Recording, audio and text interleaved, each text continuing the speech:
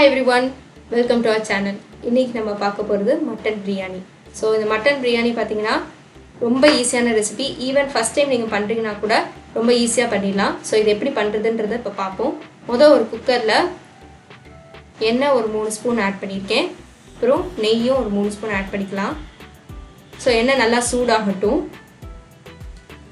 once எண்ணெய் நல்லா சூடான பிறகு பட்டை, கிராம்பு, ஏலக்காய், அப்புறம் பே லீஃப் இதெல்லாத்தையுமே ஆட் பண்ணிடலாம். ஸோ அப்போ தான் வந்து உங்களுக்கு பிரியாணிக்கு ஒரு நல்ல ஒரு ஸ்மெல் கொடுக்கும்.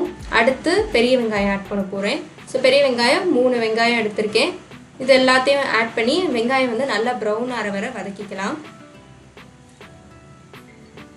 ஸோ ஒன்ஸ் ப்ரௌன் ஆன பிறகு ஜிஞ்சர் கார்லிக் பேஸ்ட் ஆட் பண்ண போகிறோம். ஜிஞ்சர் கார்லிக் பேஸ்ட் வந்து 1 ஸ்பூன் ஆட் பண்ணியிருக்கேன். இப்போ இந்த ப்ரிப்பரேஷன் பொறுத்தவரை பார்த்தீங்கன்னா ஃபஸ்ட்டு மட்டனை நல்லா வேக வைக்க போகிறோம். அடுத்து தான் ரைஸு. ஸோ மட்டன் ஏன் ஃபஸ்ட்டு தனியாக வேக வைக்கிறோன்னா, ஏன்னா மட்டன் வேக வைக்கிறதுக்கு ரொம்ப நேரம் ஆகும். அதனால ஃபஸ்ட்டு அதை தான் வேக வைக்க போகிறோம். இப்போது மல்லி, புதினா இது ரெண்டையும் வந்து ஆட் பண்ணுறேன். ஸோ மல்லி, புதினா வந்து நிறையவே ஆட் பண்ணுங்கள். அப்போ தான் வந்து பிரியாணிக்கு உங்களுக்கு நல்ல ஒரு டேஸ்ட்டை கொடுக்கும். அடுத்து தக்காளி இல்லை 2 இல்லை 3 ஆட் பண்ணிக்கோங்க.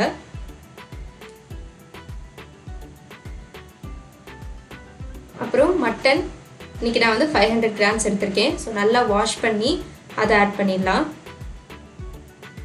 இப்போ மட்டனை தான் நம்ம வேக வைக்க போகிறோம். ஸோ மட்டனுக்கு தேவையான அளவு சில்லி பவுடர், அப்புறம் தேவையான அளவு உப்பு, இதெல்லாமே ஆட் பண்ணி நல்லா மிக்ஸ் பண்ணிக்குவோம்.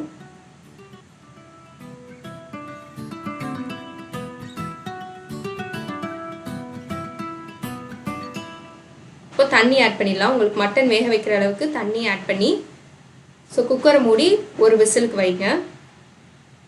இப்போ விசில் வந்தாச்சு. இப்போது வந்து மட்டன் நல்லா வெந்திருக்கு.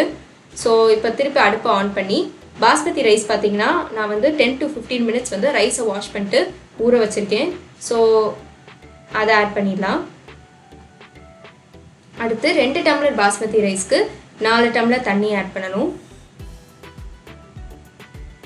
ஸோ தண்ணி ஆட் பண்ண பிறகு இப்போ நம்ம மசாலா பொடி ஆட் பண்ணிடலாம். ஸோ சில்லி பவுடர் பார்த்தீங்கன்னா 1.5 ஸ்பூன், அப்புறம் தேவையான அளவு உப்பு ஆட் பண்ணணும். அதுக்கு முன்னாடி பிரியாணி மசாலா ஒரு 2 ஸ்பூன் கிட்ட ஆட் பண்ணிடலாம். தேவையான அளவு உப்பு ஆட் பண்ணியாச்சு. அடுத்து லெமன் வந்து பாதி ஆட் பண்ணியிருக்கேன். ஸோ இப்போ குக்கரை மூடி ஒரு விசில் வந்த பிறகு சிம்மில் வச்சு ஒரு 5 மினிட்ஸ் பார்த்து கரெக்டாக ஆஃப் பண்ணிடுங்க. ஏன்னா வந்து ரைஸ் வந்து ஓவர் குக்கும் ஆயிடக்கூடாது.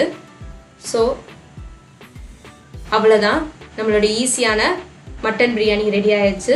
ஸோ ரொம்ப சிம்பிள் தான். ஸோ மட்டன் பிரியாணி பார்த்தீங்கன்னா அனிமிக் பேஷண்ட்ஸு எஸ்பெஷலி லேடிஸ்க்குலாம் ரொம்ப வந்து ஹெல்ப்ஃபுல்லாக இருக்கும். ஸோ கண்டிப்பாக ட்ரை பண்ணி பாருங்கள். இந்த ரெசிபி பிடிச்சிருந்தால் லைக் பண்ணுங்கள், கமெண்ட் பண்ணுங்கள், அண்ட் மறக்காமல் சேனலையும் சப்ஸ்கிரைப் பண்ணுங்கள்.